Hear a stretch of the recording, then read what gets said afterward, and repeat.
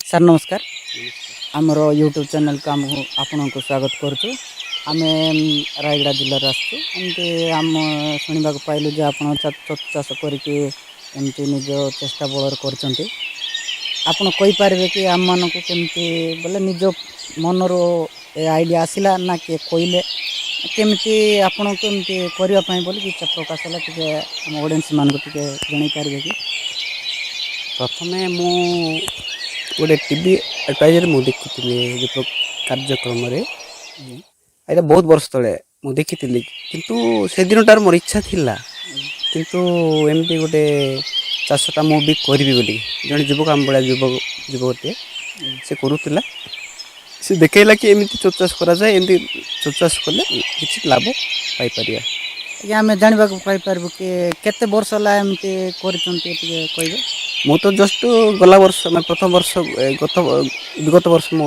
आरंभ करी किंतु से मोर टे भूल भाल जोटा प्रथम थर मु जापारे ना कि आउ भी किसी क्षति सहली तथापि मु चेष्टा कली मनोबल मोर भांगी ना तथापि मोर आउ पुनर्बार ए वर्ष मु करी गला तो क्षति सहली किंतु माने क्षति पर ही लाभ किछिटा मिले तेणुक मो मिल कि आशा कर आशा रखिकी मु आज पुणी ए वर्ष भी मु आरंभ करी आम जानवा पाइपर कि आपड़ निजे करता पिला को कम दे कि गाँव पिला मान केमती कर जड़े कर हाँ मु कि दु तीन जन पिला मो कम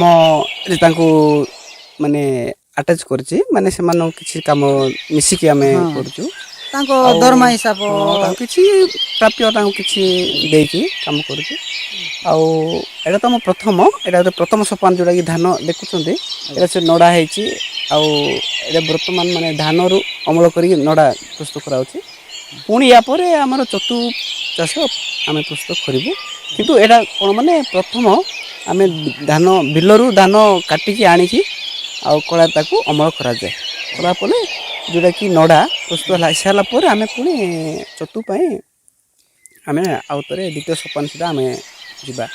अच्छा आम बिलर जो नड़ा कटा होमती दान को आम मलैबार माने जोटा मंजी दान को हलगा करा जाए किपर भाव में हाथ मारिकी कि मेसीन द्वारा कर हाँ ठीक से तो मो बहुत जगह देखी अनेक प्रकार अच्छी जार जार जमीती माने बुद्धि बल बुद्धि कटे किए तो माने निशुणी करिकी भाड़े की झाड़ुं किए भी किसी गोटे छोट तार थ्रेसर मेट जोड़ा कि धान जोड़ा झाड़िया जंत्रटा रही जो गवर्नमेंट थ्रू भी किसी माने साजो दि जाऊँगी केते जगार मुझे गोटे जगार मो गोटे भाई पाखर मुझे गोटे छोट धान कलटे ସେ ଧାନ କଳରେ ମୁଁ ଏ ଧାନଟା ଜାଣିଛି ଟିକେ ଆପଣଙ୍କୁ ମୁଁ ଦେଖେଇବି।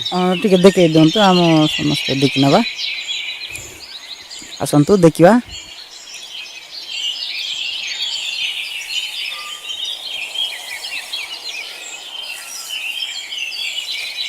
ଅଛି ଦାନ କଳଟା ଏଇଟା। ଆଉ ଆକୁ ପ୍ରଥମେ ଘୁରେଇବା, ହେଉଛି ପେଡ଼େଲିଂ ତାର। ପେଡ଼େଲଟା ଯଦି ଆମେ ଯେମିତିକି ଆମର ସିଲେଇ ମେସିନ୍ ସେଭଳିଆ ପେଡ଼େଲିଂ କଲେ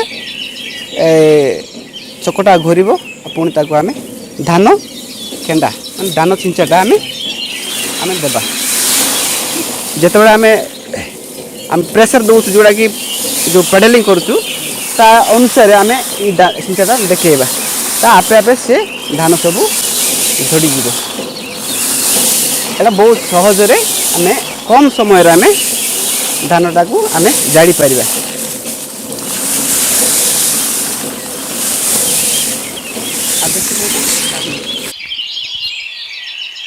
ଆଚ୍ଛା, ଏସବୁ ଆମେ ତ ଦେଖିଲୁ, ଜାଣିଲୁ, ସବୁ ଶିଖିଲୁ ମଧ୍ୟ।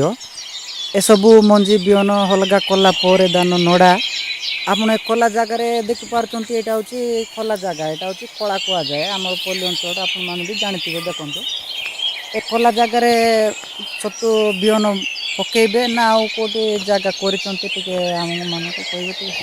ଆଜ୍ଞା, ଖୋଲା ଜାଗାରେ ତ କଲେ ବି ହେବ। ଏଇଟା କ'ଣ ମାନେ ଚାହି ଜାଗା ଦରକାର ନିହାତି। ଏ ଚାହି ଗଛ ମୂଳରେ କଲେ ବି ହେବ, କିନ୍ତୁ ମୁଁ ସେ ଗଛ ମୂଳରେ କରିବା ପାଇଁ ମୁଁ ଭାବୁନାହିଁ। କିନ୍ତୁ ଆମର ଗୋଟେ ଛୋଟ ଚାଳ କୁଡ଼ିଆଟିଏ ଅଛି, ସେ କୁଡ଼ିଆରେ ମୁଁ କରିବି ବୋଲିକି ମୁଁ ଭାବୁଛି। ଆଚ୍ଛା, ବିହନ କେଉଁଠୁ ମଗାଉଛନ୍ତି ଆପଣ ଟିକେ କହିପାରିବେ କି? ବିହନଟା ଅଛି ଆମର ଏଇଠି ଆମ ରାୟଗଡ଼ା ଜିଲ୍ଲାରେ କେଉଁଠି ବି ମିଳୁନାହିଁ। ଏଇଟା ବିହନ ବି ତିଆରି ହେଉନାହିଁ। ମୁଁ ଜାଣିଛି ବ୍ରହ୍ମପୁର ଆଉ ଭୁବନେଶ୍ୱର ନହେଲେ ଜୟପୁର ଗଲେ ହିଁ ବିହନଟା ମିଳେ।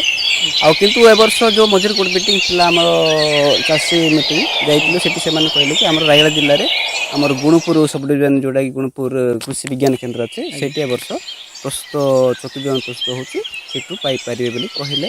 ଆମେ ଆଜ୍ଞା, ଆପଣ କେଉଁଠି ମିଟିଂକୁ ଯାଇଥିଲେ, କେଉଁଠି ଯାଇଥିଲେ ଆମର ଟିକେ? ରାମନାଗୁଡ଼ା କୃଷକ ସମ୍ପର୍କ ମେଳା ବୋଲିକି ହେଇଥିଲା। ଆମର ଗ୍ରାମ ସେବକ ଗ୍ରାମ ସେବକ ମାନେ ଆମକୁ ଡକେଇଥିଲେ, ଯାଇଥିଲୁ।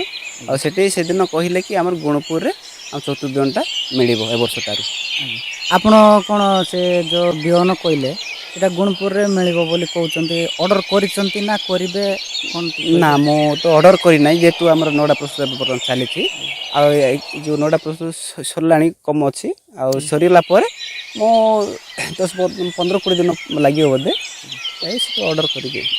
ଆପଣଙ୍କୁ ବହୁତ ବହୁତ ଧନ୍ୟବାଦ। ଆମ ୟୁଟ୍ୟୁବ୍ ଚ୍ୟାନେଲ୍କୁ ଆସିକି ଏତେ କଥା କହିଥିବାରୁ ଆମେ ଆପଣମାନଙ୍କୁ ସାଲ୍ୟୁଟ୍ କରୁଛୁ। ଯିଏକି ପାଠଶାଠ ପଢ଼ିକି ମଧ୍ୟ ବେକାର ହେଇକି ବୁଲୁଛନ୍ତି, ଚାକିରି ଫାକିରି କରିପାରୁନାହାନ୍ତି, ଯେହେତୁ ଆମ ସାହାଯ୍ୟ ମିଳିପାରୁନି। ନିଜ ବୁଦ୍ଧି ବଳରେ ଯେହେତୁ ଏତେ କାମ କରୁଛନ୍ତି, ଆମେ ସାଲ୍ୟୁଟ୍ ମାରୁଛୁ। ଧନ୍ୟବାଦ, ନମସ୍କାର। ଆପଣମାନେ ତ ଦେଖିଛନ୍ତି ଆମର ଭାଇ ରମାକାନ୍ତ ଭାଇ, ଯିଏକି ନିଜ ବୁଦ୍ଧି ବଳରେ 2-4ଟା ପିଲାମାନଙ୍କୁ ଏଠି କାମ ଦେଇକି କାମ କରାଉଛନ୍ତି। ନିଜ ଚେଷ୍ଟା ବଳରେ ସବୁ କିଛି କରିଛନ୍ତି।